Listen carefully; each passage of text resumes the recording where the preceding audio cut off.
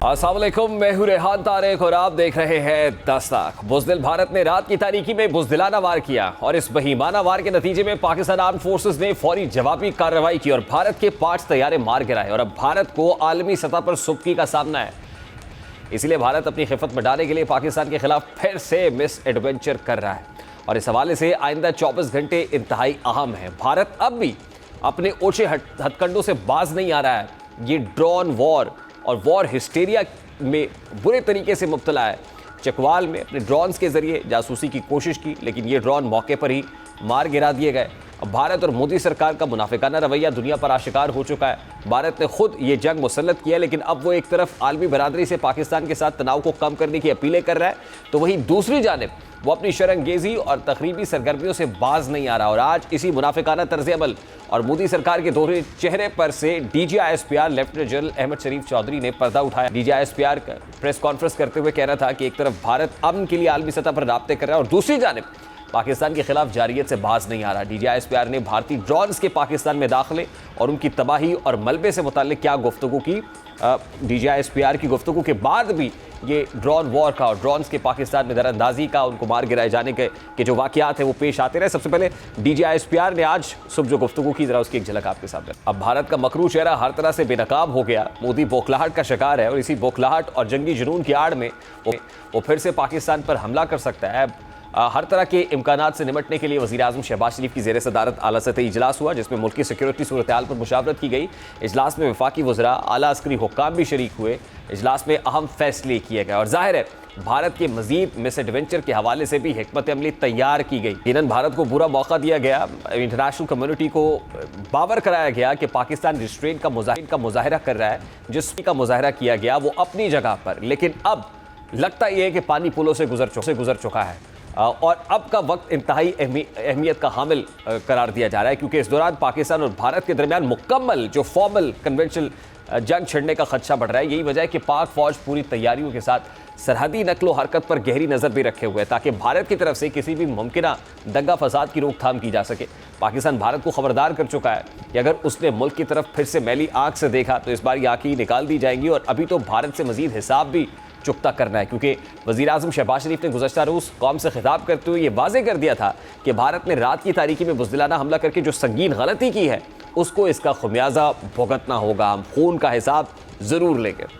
गुज़श्ता रात भारत ने जारियत करके जो फाश गलती की उसका खमियाजा अब उसे जरूर भुगतना होगा। वो समझ बैठे थे कि हम पीछे हट जाएंगे, लेकिन वो ये बात भूल गए अल्लाह ताला के फजलो करम से बहादुरों की कौम है जो अपने अज़्म में फुलादी है, जिसके सपूतों ने खुद को मैदान जंग से निखारा है। अब भारत को यह खौफ भी है कि उसने पाकिस्तान की खुद मुख्तारी को चैलेंज किया है, उसका इसे खमियाजा भुगतना पड़ सकता है और इसी बौखलाहट में भारत मुसलसल कशीदगी को हवा दे रहा है। और अगर भारत पाकिस्तान की खुद मुख्तारी को मजीद चैलेंज करता है तो दोनों ममालिक में जंग शिद्दत इख्तियार कर सकती है। यही वजह है कि दोनों ममालिक में मुमकिना एटमी जंग की भी बाज़गश सुनाई दे रही है। वज़ीर दिफा ख्वाजा आसिफ कह रहे हैं कि पाक फौज मुकम्मल जंग के लिए तैयार ने जंग को बढ़ावा दिया तो न्यूक्लियर जंग भी हो सकता है। भारत खित्ते में बदअमनी फैलाना चाहता है। मोदी खित्ते के लिए सबसे बड़ा खतरा है।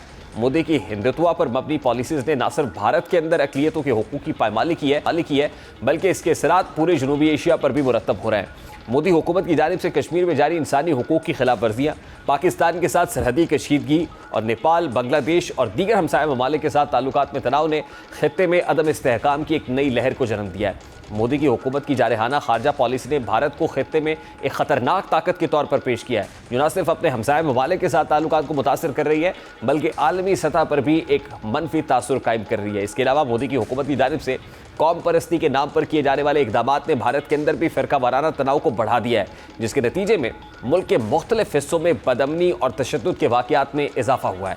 ये सूरत हाल इस बात की अक्कासी करती है कि मोदी खित्ते के लिए एक बड़ा खतरा बन चुका है, जो न सिर्फ भारत के अंदर बल्कि पूरे जनूबी एशिया में अमन व अमान के लिए चैलेंजेस पैदा कर रहा है। अब भारत की जानिब से मुसलसल इश्ताल अंगेज़ी और दहशतगर्दी को प्रोपेगेंडे के तहत सियासी मकासद के लिए इस्तेमाल करना कशीदगी में इजाफे की असल वजह है। पाकिस्तान ने बार बार ये वाज़े किया कि वो दिफा के लिए हर मुमकिन इक़दामात करने का हक रखता है और दहशतगर्दी के खिलाफ सख्त मौक़िफ़ अपनाएगा, और अब आलमी बरादरी भी पाकिस्तान के मौक़िफ़ के साथ खड़ी दिखाई दे रही है। यही वजह है कि जब भारत ने रात की तारीकी में पाकिस्तान पर वार किया तो इस हमले के नतीजे में अमरीकी सदर ने इस हमले को शर्मनाक करार दिया। अब आलमी सतह और जंगी महाज पर भारत को शिकस्त का सामना करना पड़ रहा है और ये शिकस्त उसको हजम नहीं हो रही, इसलिए वो पाकिस्तान के खिलाफ ओछे हथकंडों से बाज नहीं आ रहा। अब बहरहाल जंग के इम्कानात तो अपनी जगह मौजूद हैं और अगर भारत जंग करेगा तो फिर पाकिस्तान भी भरपूर जवाबी कार्रवाई करेगा। इस बात का इंदिया बार बार दिया गया। शरंगेजी से बाज नहीं आते तो दोनों ममालिक में कशीदगी किसी सूरत कम नहीं हो सकती। यही वजह है, मुल्ला भी कह रहे हैं कि अगर भारत मजीद कार्रवाई नहीं करेगा तो पाकिस्तान कोई मजीद कार्रवाई करने का इरादा नहीं। तमाम तर सूरत हाल में पाकिस्तान ने जितना सेंसिबली बिहेव किया और सैनिटी जो है वो दिखाई, लेकिन इस सब के बावजूद मिस एडवेंचर ना सिर्फ होता रहा बल्कि मुनाफिकाना तर्ज अमल भी रहा, जिसके बाद यकीनन किसी भी सूरत पाकिस्तान का खामोश रहना, साइलेंट रहना, इस सारी सिचुएशन के ऊपर रिटेलिएट ना करना, ये तो किसी भी सूरत मुमकिन नहीं था। और आज जो कुछ हुआ, गुज़श्ता रात से भारत जो कुछ करता रहा, एक तरफ इस सारे मामले को इंटरनेशनल कम्युनिटी के साथ और ये विनती करता रहा कि इसको डिफ्यूज़ किया जाए, और दूसरी तरफ शरंगेजी भी होती रही और फिर उसके बाद एक ड्रॉन वॉर क्रिएट की गई। तो उसके बाद जो फैसले लिए गए, यकीनन ये ना सिर्फ सिक्योरिटी डोमेन में बड़े इंपॉर्टेंट थे बल्कि पब्लिक की डिमांड भी कुछ ऐसी थी। इस वक्त air marshal retired Aamir Masood sahab ने हमें ज्वाइन किया, सीनियर डिफेंस एनालिस्ट है। आमिर मसूद साहब, अस्सलाम वालेकुम, बहुत बहुत शुक्रिया आपके वक्त के लिए। सबसे पहले तो बड़ा इंपॉर्टेंट मामला है ये ड्रोन वॉर जो पाकिस्तान पर मुसल्लत की गई। इससे पहले भारत ने जो कुछ किया पूरी दुनिया के सामने हमने उसको रखा।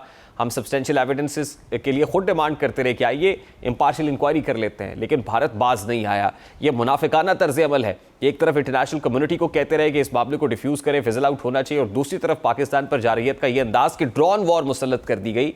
ऑब्वियसली कितनी देर तक पाकिस्तान रिस्ट्रेन करता, और आप किस तरह से देख रहे हैं इस रिस्पॉन्स को जो पाकिस्तान की तरफ से आया? बिस्मिल्लाहिर्रहमानिर्रहीम।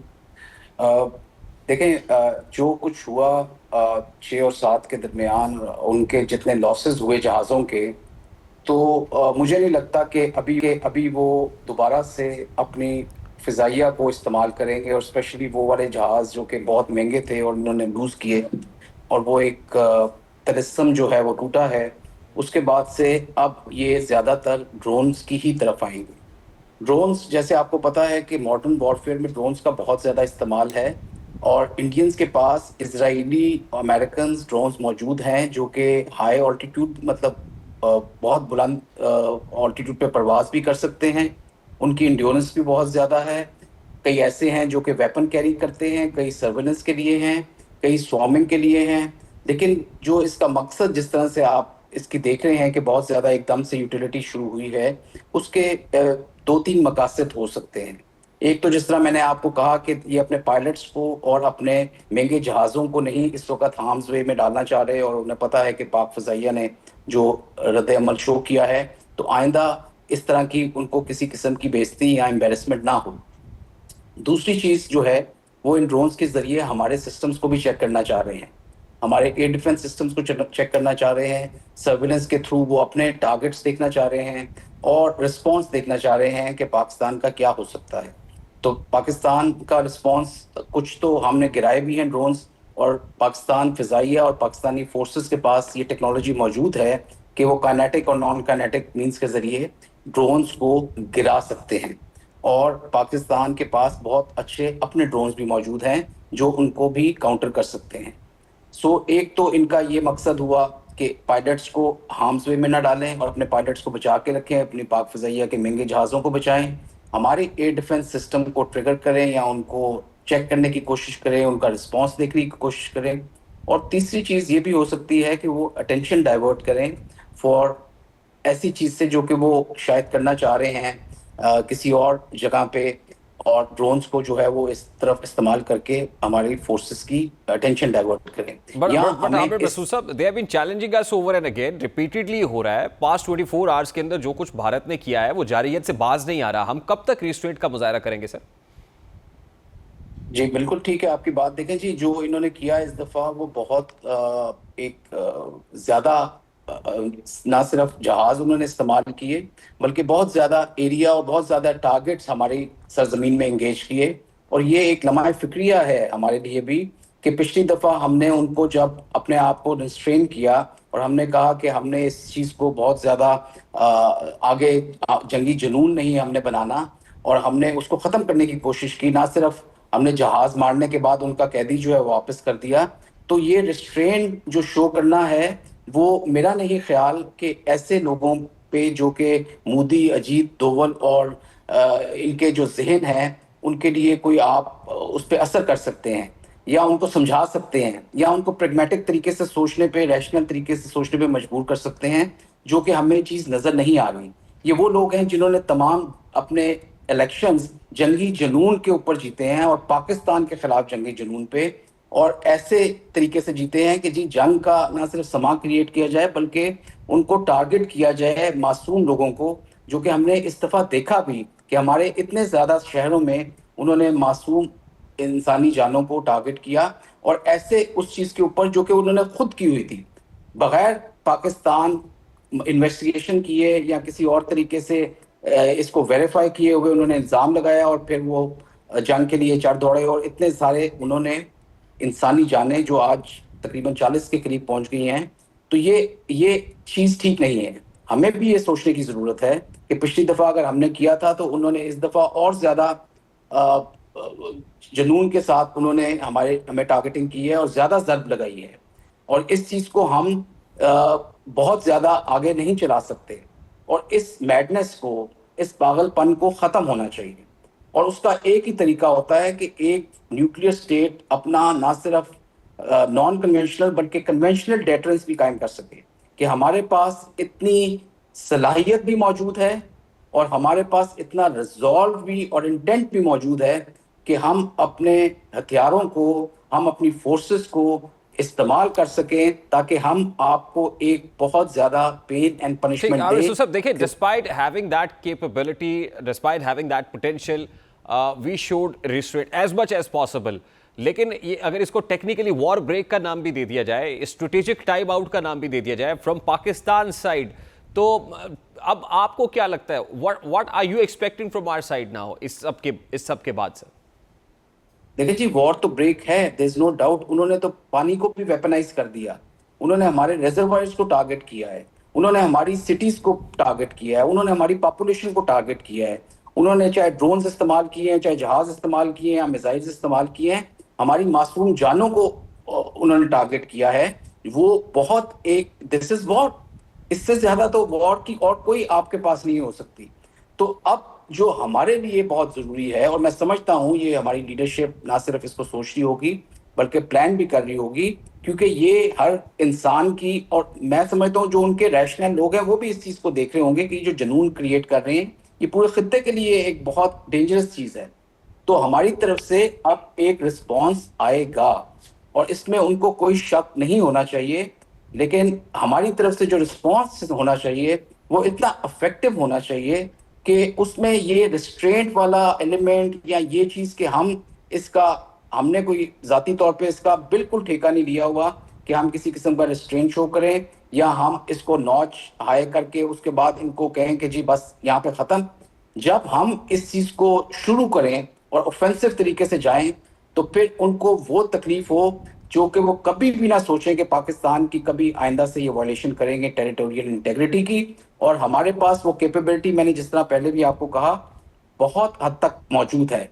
और मैं इसमें कोई किसी किस्म की ना तो शेखी मारने के चक्कर में हूँ, ना मैं आपको ये कोई ह्यूब्रिस के तौर पे, जिस तरह इंडियन ज़्यादातर एनालिस्ट जो हैं बड़े जोर जोर से और बड़े एग्रेसिव तरीके से बात कर रहे होते हैं, मैं उस मामले को पसंद भी नहीं करता और ना मैं खुद कोई हॉकिश इंटेंट के साथ कह रहा हूँ। लेकिन एक बिल्कुल प्रैग्मेटिक और रैशनल तरीके से अगर सोचा जाए तो पाकिस्तान को अपनी डेटरेंस जो है दोबारा से रीस्टैब्लिश करनी पड़ेगी, और उसका सिर्फ तरीका जो हमारे पास इस वक्त मौजूद है कि हम एक बहुत गहरी जर्ब उनके ऊपर लगाएं जिससे उनको इतनी तकलीफ महसूस हो कि वो आइंदा कभी इस बात का सोचे भी ना कि किसी किस्म की वो जारियत करें पाकिस्तान के खिलाफ। So now we are going to hit and hit hard, आप ये कह रहे हैं? There is no confusion, there is no other option. और क्या हम इंटरनेशनल प्रेशर को सस्टेन कर पाएंगे? देखिए जी, इंटरनेशनल तो आप ऑलरेडी एक मॉरल हाई ग्राउंड पे खड़े हुए हैं। यू आर एक्चुअली, जब से उन्होंने ये पानी को वेपनाइज करने की कोशिश की, फिर उन्होंने आप एग्रेशन किया आपके अगेंस्ट, आपकी टेरिटोरियल इंटेग्रिटी को ब्रीच किया, आपकी मासूम जाने चली गई, तो you are already on the moral high ground. Diplomacy तो इस जगह पे फेल हो गई ना। तो अब जो उनका तरीका है और जो जुबान उन्हें समझ में आती है, मैं पर्सनली समझता हूँ वो सिर्फ एक जारियत की जुबान है, वो फोर्स की जुबान है, और उसको उसी तरीके से हमें जवाब देना पड़ेगा। और हमारे पास वो तमाम इनके जितने भी अहदाफ हैं उनको हम निशाना बना सकते हैं, और पहले भी बनाते रहे हैं। तो आमिर मसूद साहब, आप क्या इसमें समझते किसी हैं कि किस्म हाउ की how far will it go then? ये कहां जाके थमेगा फिर मामला, अगर इनिशिएट ऐसे हो जाता है तो? देखिए जी, ये फार जहां पे भी जाए, हमने किसी किस्म का, देखिए आप ये इस चीज को ना, आप अगर ये देखें कि अगर हमने एक ऑल आउट वॉर पे जाते हैं तो they have much more to lose, because they अपने आप को वो एक बहुत बड़ी पावर समझते हैं, डिप्लोमेसी के लिहाज से भी, इकोनॉमी के लिहाज से भी, और हर तरह से अपने आप को राइजिंग एंड शाइनिंग इंडिया समझते हैं वो। और दूसरी तरफ वो एक मुल्क की हकीकत को समझने से इनकार करते हैं। ये उनकी सोच है। जब इंसान की लीडरशिप की सोच इतनी छोटी हो तो वो कभी भी अपने मुल्क को बहुत तरक्की की तरफ और एक कामयाबी की तरफ नहीं लेके जाते, बल्कि वो एक बर्बादी की तरफ लेके जाते हैं। और जो सोच आज अमित शाह, अजीत डोवल और मोदी की है, उसने इस मुल्क को ज्यादा नुकसान पहुंचाया है। नहीं तो शायद ये चाइना से भी आगे बढ़ चुके होते। इनकी हर इलेक्शन में, हर कैंपेन में जो मेजर इशू रहा है वो ये रहा है कि हमने ये इलेक्शन सिर्फ पाकिस्तान के साथ जारियत करके जीतना है। ये इस सोच को हमने ही बदलना है, क्योंकि हमारे साथ इन्होंने बहुत नहीं, सारे लेकिन आमिर मौकों मसूद साहब, पे दो न्यूक्लियर पावर्स हैं, they are at the verge of head on collision. तो जाहिर है ये सिर्फ दो ममालिक का मामला नहीं है, फिर ये पूरे रीजन का इशू है। ये मामला इंटरनेशनल मामला हो जाएगा। ये इतनी कुछ सादा सी बात तो नहीं है सर। तो इंटरनेशनल प्लेयर्स को इस बात का एहसास है ना। वो ये नहीं देख रहे कि मोदी ने क्या कुछ नहीं किया आपके अगेंस्ट। देखिए, आपकी एक एक जो है ना सेल्फ एस्टीम होती है हर मुल्क की, और हमारे मुल्क में बड़ी बाशऊर अवाम मौजूद है, बड़ी गैरतमंद अवाम मौजूद है। ये हम लोग, ये नहीं हो सकता कि हम प्यासे मर जाएं। इससे बेहतर होगा कि हम लड़के इनके साथ मरें, जिस तरह की हरकतें जिन पे ये उतर आए हैं।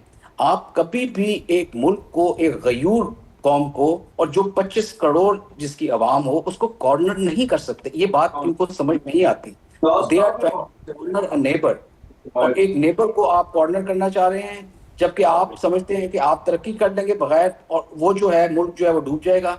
ठीक है, बहुत बहुत शुक्रिया आमिर मसूद साहब आपके वक्त के लिए। Air marshal retired Aamir Masood sahab हमारे साथ मौजूद थे, सीनियर डिफेंस एनालिस्ट। एक ब्रेक लेते हैं, ब्रेक के बाद वापस आएंगे और इस मामले पर मजीद बात करेंगे। ब्रेक के बाद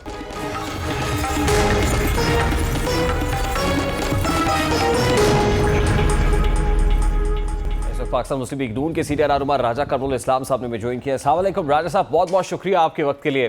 राजा साहब, हमने देखा कि पाकिस्तान ने बड़ा सेंसिबली, बड़ा मैच्योरिटी के साथ बिहेव किया इस सारे के सारी सिचुएशन के अंदर, लेकिन भारत बाज नहीं आया।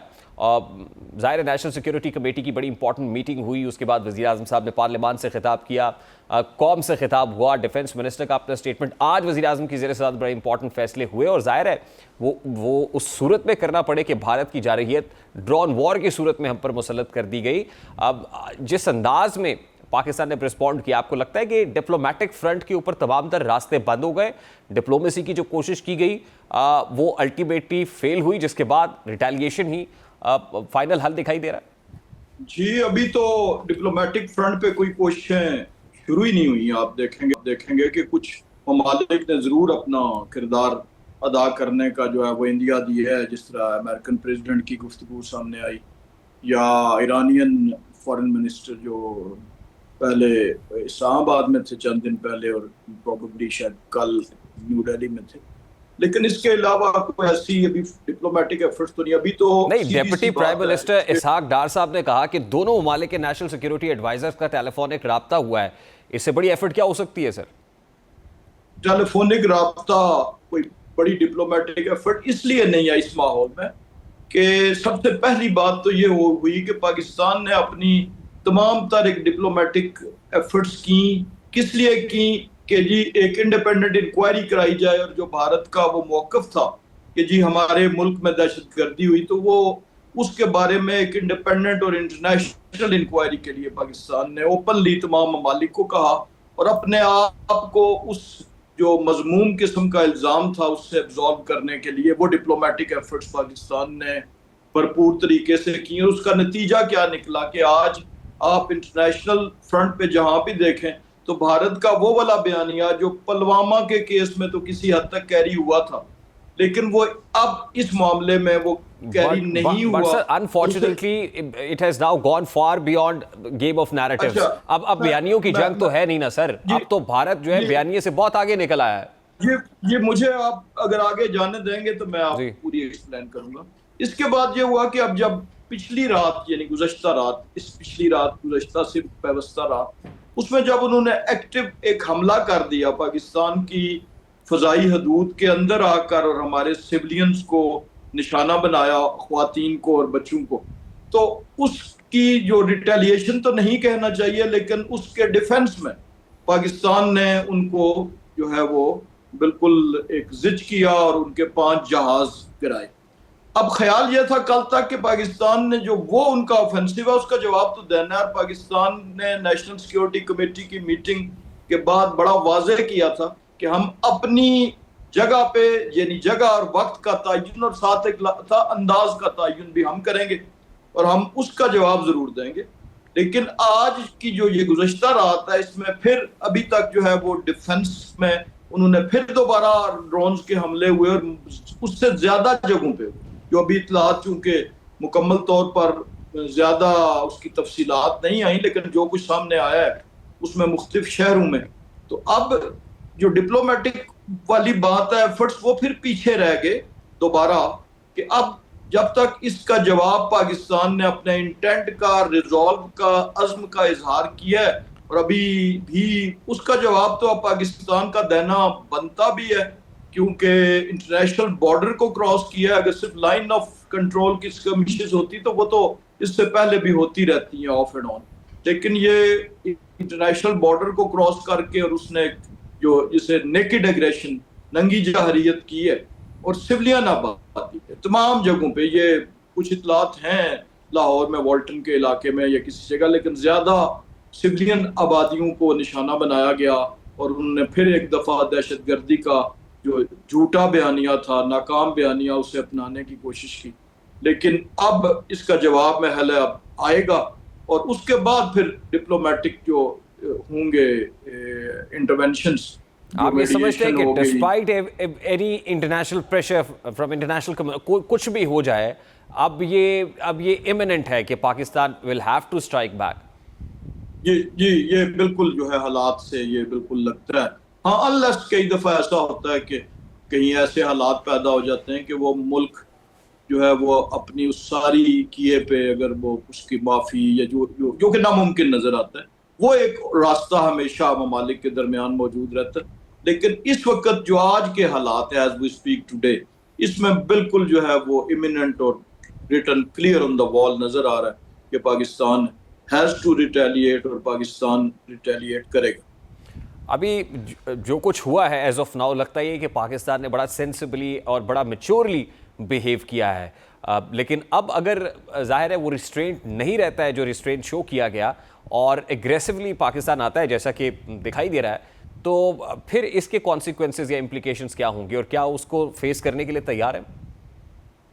देखिए, पाकिस्तान भी तैयार है और मेरा ख्याल है कि अगर जिन्होंने ये ऑफेंसिव लिया और जिन्होंने इब्तिदा की, उनको भी इसकी ग्रेविटी का या उसकी शिद्दत का या उसकी संगीनी का पूरी तरह शायद एहसास था भी। अगर था तो फिर उन्हें करना नहीं चाहिए था, क्योंकि हमेशा आर्सेनल में जो बेस्ट वेपन होता है वही डेट्रीमेंटल होता है, ये वही डिसाइसिव होता है, यानी उस अल्टीमेटली उसी पे जाना होता है। चाहे ये जो एस्केलेशन लैडर है जितनी भी ऊपर जाए या नीचे जाए, लेकिन अल्टीमेट जिसने डिसाइड करना है वो best weapon in the Arsenal ने करना है। और फिर दोनों ममालिक के पास जो बेस्ट वेपन हैं, जो कि ये तो तय है कि जब दो ममालिक वॉर में जाते हैं तो फिर टोटल कोलैप्स तो कोई मुल्क बर्दाश्त नहीं कर सकता, ना करता है कि जी वो कहें जी वो एक जीत गया और दूसरा हार गया। तो वो सिचुएशन तो महल दो न्यूक्लियर पावर्स की कभी भी पैदा नहीं होगी और ये प्रोबेबली शायद गुज़श्ता माजी करीब की तारीख में डायरेक्ट जो क्लैश है इंटरनेशनल बॉर्डर्स के अक्रॉस इतने लंबे अरसे का, यानी लंबे अरसे से मुराद है गुज़श्ता 48 घंटे का, ये ह्यूमन हिस्ट्री का ये पहला वाकया है, क्योंकि इससे पहले कभी भी दो न्यूक्लियर पावर्स इस तरीके से एक्टिव वॉर की हालत में नहीं आई। और ये दुनिया के लिए भी सोचने का मकाम है, और जो बड़ी मईशत अपने आप को और बड़ी जमहूरियत कहती है उनको भी सोचने का मकाम है, क्योंकि जब इस किस्म की सूरत हाल पैदा होती है तो फिर नोबडी इज द विनर, और जो बड़ा मुल्क है, बड़ी मईशत है, उसका नुकसान जो है वो ज्यादा होता है। हम पाकिस्तान के पास वो वॉर हेड्स और वो मिसाइल्स और वो टेक्नोलॉजी ट्रांसमिशन की मौजूद है कि जो इंडिया के उस डेप्थ में हिट कर सकती है जहां से उसके असरात रेडिएशन के शायद पाकिस्तान तक नहीं आएंगे। लेकिन पाकिस्तान पे कोई ऐसा न्यूक्लियर हमला, मैं बहुत आगे बढ़ के बात कर रहा हूँ, जो कि अभी शायद उसके आसार तो नहीं है, लेकिन पाकिस्तान पे न्यूक्लियर जो हमला किसी भी किस्म का, पाकिस्तान की अगर आप डेप्थ को देखें तो वो उससे इवन उनके अपने हमले से भी इंडिया का इलाका महफूज नहीं रहेगा। ये सोचने की बातें, और मेरा ख्याल है कि अल्टीमेटली रैशनल प्रिवेल करेगी। लेकिन आज की तारीख में as we speak today Pakistan will retaliate. Time पे इमटेरियल है, लेकिन टाइम के बारे में आप बात कर सकते हैं कि वो कब होगा, किस लम्हे होगा और किस जगह होगा। राजा साहब, वो डिबेटेबल है। आपके पास क्या इत्तलात है? वफाकी दारुल हुकूमत शहर इक़्तिदार में कोई अमरीका से कॉल्स मौसूल हो रही हैं, या मार्को रूबियो से कोई रब्ता हुआ हो वज़ीर आज़म पाकिस्तान का? मैं किसी ऐसी टॉप लेवल या जो इंटरवेंशन है उसका प्रीवी नहीं हूँ, लेकिन जो माहौल है इस वक्त पाकिस्तान में ओवरऑल, हमारे इस्लामाबाद शहर में भी और हमारे रूरल एरियाज में भी, रावलपिंडी में भी, कॉन्स्टिट्यूंसी में, वो परफेक्टली नॉर्मल है। कोई खौफो हरास की सूरत हाल नहीं है, लोग पुरजोश हैं, हमारे तालीमी अदारे खुले हुए हैं, हमारे तमाम, और रात को जब ये हमले हो रहे थे उस वक्त भी हमारी तमाम शहरों में जो है वो बत्तियां उसी तरह जल रही थी। और जो भारत के अगर माहौल से आप कंपैरिजन करें, जहाँ पे अवाम इस वक्त जो है वो खौफो हरास का शिकार है, कुछ हुकूमत ने दानिस्ता भी पैदा किया और कुछ जाहिर है अवामी नफ्सियात में भी बड़ा फ़र्क है पाकिस्तान और इंडिया की। तो वो बाकी जो है वो एब्सोल्युटली लाइफ जो है वो शहरों पे रवा दवा है, देहातों में भी, स्पाइट ऑफ जो रावलपिंडी पे भी ड्रोन अटैक की, जिसका कि अभी तफसीलात सामने आनी है कि क्या उसकी तफसीलात थी, लेकिन बहरहाल ये तो तय हो गया कि हमला पिंडी पे भी हुआ है, चकवाल पे भी, अटक पे भी। तो इसके बावजूद जो है वो मामलात normal. Lastly and very quickly, Raja Kamrul Islam साहब, ये कितना सिंबॉलिक है लाहौर पे वॉल्टन तक आना, फिर पिंडी में, फिर कराची में, हमारी ना सिर्फ ये कि फ़िज़ाई हुदूद को ब्रीच किया गया, खिलाफ वर्जी की गई, बल्कि इस कदर मतलब हमारी टेरिटरी के अंदर आ जाना, हाउ सिंबॉलिक इज दिस? ये सिंबॉलिक से अब बात बहुत आगे चली गई है। ये तो अब क्रिमिनल है, और ये एक प्रोवोकेशन का लफ्ज भी महल है इसके लिए, बहुत नर्म लफ्ज है। तो ये तो एक किस्म का, जब आप ललकार ही देते हैं तो फिर you have to be ready for it, और Pakistan will definitely and this situation in a surprise, जो कि शायद इतना प्लेजेंट नहीं होगा, वो काफ़ी भयानक होगा इंडिया के लिए। बहुत बहुत शुक्रिया राजा कमरुल इस्लाम साहब, पाकिस्तान मुस्लिम लीग नून के सीनियर रहनुमा हमारे साथ मौजूद थे। एक ब्रेक लेते हैं, ब्रेक के बाद वापस आएंगे। गोदी मीडिया एक बार फिर बेनकाब हो गया है कि इस अंदाज में फेक न्यूज़, रूमर्स, प्रोपेगेंडा किया जा रहा है। एक ब्रेक लेते हैं, ब्रेक के बाद वापस आएंगे तो इस वक्त बात करें।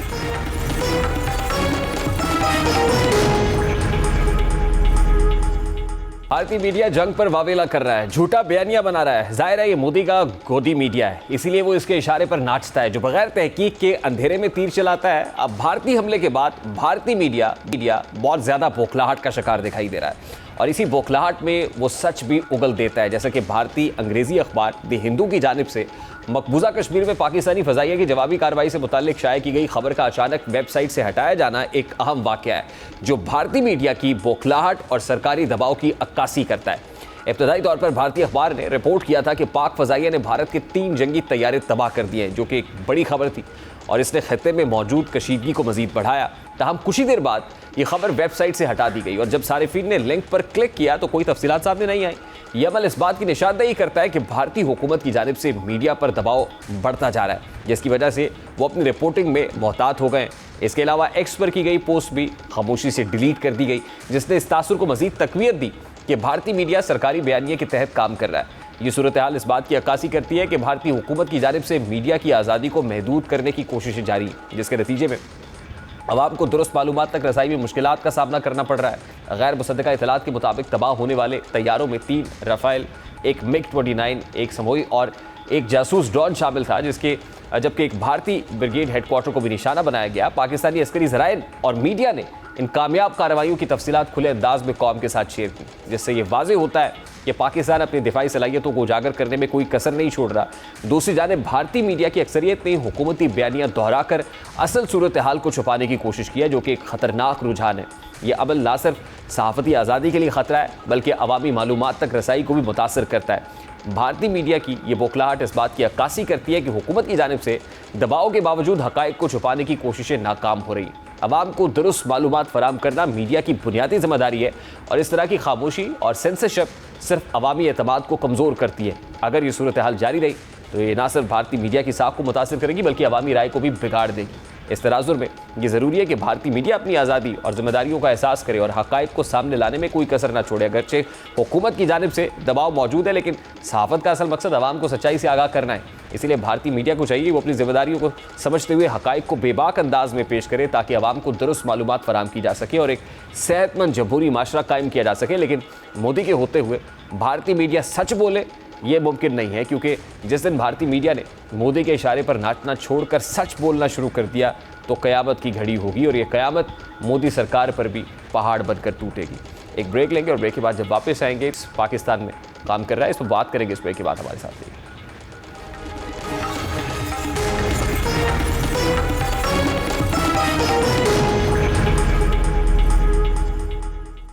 पाकिस्तान और भारत के दरमियान जारी तनाज़े के पेश नज़र हुकूमत पाकिस्तान ने सोशल मीडिया साइट एक्स पर लगाई गई पाबंदी को हटाकर इसकी सर्विसेज बहाल कर दी हैं। ये फैसला ऐसे मौके पर सामने आया है जब पाक भारत कशीदगी की लहर उरूज पर है और सोशल मीडिया एक नई और पेचीदा जंग का मैदान बन चुका है। एक्स की बहाली ने पल भर में पैगामात को दुनिया भर में फैलाने का सिलसिला शुरू कर दिया है, जिसका असर दोनों ममालिक की इज्तिमाई और इनफरादी सोच पर नुमाया है। इस पाबंदी को हटाने का मकसद बज़ाहिर मालूमात की को हकीकी और आज़ाद बहाव के अंदर बहाल करना है, ताकि आवाम अच्छी और बर वक्त मालूमात हासिल कर सके और ख़ास तौर पर भारत सोशल मीडिया पर पाकिस्तान के खिलाफ मनफी प्रोपेगेंडा कर रहा है, इसका असर ज़ायल किया जा सके। भारत की जानिब से बड़ी हद तक AI की मदद से बनाई गई जाली वीडियोज़ के ज़रिए गुमराह कुन मवाद सामने ला रहा है। दूसरी जानिब पाकिस्तानी सारिफीन एक्स पर अपनी हुब्बुल वतनी का भरपूर इजहार कर रहे हैं। जो फैक्ट चेक है वो भी दिया जा रहा है, प्रोपेगेंडा को काउंटर भी किया जा रहा है। अपने मुल्क की हिमायत में जो पेट्रियाट से नज़र भी आ रहे हैं और अब खुसूसन 7 मई 2025 को भारत की जानिब से की गई हमले के बाद हालात मज़ीद अबतर हैं। जब 31 पाकिस्तानी शहीद हुए और 57 ज़ख्मी हुए, इसके जवाब में पाकिस्तान की जानिब से तौर पर भारत के 5 तैयारे और मुतादिद ड्रोन्स गिराए जाने की खबरें मंजर आम पर आई। इसके बाद एक्स पर जो हैशटैग्स हैं उनकी बमबारी शुरू हुई और इस पर मालूमात और दावे की भरमार देखने में आई, जिसमें बहुत बड़ी तादाद में फ़ेक और पुरानी वीडियोस भारत की जानिब से पोस्ट की गई। फ़ेक न्यूज़ आम तौर पर जज्बात को भड़काने, मखसूस एजेंडे को आगे बढ़ाने या दुश्मन को बदनाम करने के लिए फैलाई जाती हैं और भारत फ़ेक न्यूज़ फैलाने में माहिर है। बहरहाल अब एक्स की बहाली हुकूमत का ऐसा इक़दाम है। हुकूमत पाकिस्तान की तरफ से ये पैगाम मिला है कि वो सोशल मीडिया वॉरफेयर को अच्छे से समझती है और भारत के सोशल मीडिया वॉरफेयर के आगे बंद बांधने के लिए एक्स को बहाल किया गया है, जो कि खुशाइंद इक़दाम है। जिस अंदाज में इस ऐप पर लगी हुई पाबंदी को at this point in time हटाया गया है, ये एक मौका है जिसको कैपिटलाइज़ किया जाना चाहिए। और बहुत सारे मामलात को, अगर अपना हाउस इन ऑर्डर नहीं है, पॉलिटिकली मामलात आपस में कई डिफरेंसेस हैं, तो ये वो मौका है कि जब वो डिफरेंसेस भुलाए जा सकते हैं, हटाए जा सकते हैं, दीवारों को गिराया जा सकता है जो बीच में खड़ी कर दी गई हैं और बहुत सारे मामलात में अपना हाउस इन ऑर्डर आ सकता है। एक national consensus, national unity, political consensus भी डेवलप किया जा सकता है। और आई एम श्योर कि जिस अंदाज़ में ये इक़दाम हुआ है बहुत अरसे के बाद, उसी अंदाज़ में जो पॉलिटिकल इंस्टेबिलिटी और अनसर्टेनिटी है over the period of few months, तो वो इंशाल्लाह ज़रूर हटेगी, वो बादल भी छट जाएंगी और एक स्टेबल इन्वायरमेंट क्रिएट किया जा सकेगा विद इन आवर कंट्री इंशाल्लाह। प्रोग्राम का वक्त अपने इख्तिताम को पहुंचा, आपसे मुलाकात होगी इंशाल्लाह कल। अपना रखिए ख्याल, अल्लाह हाफ़िज़।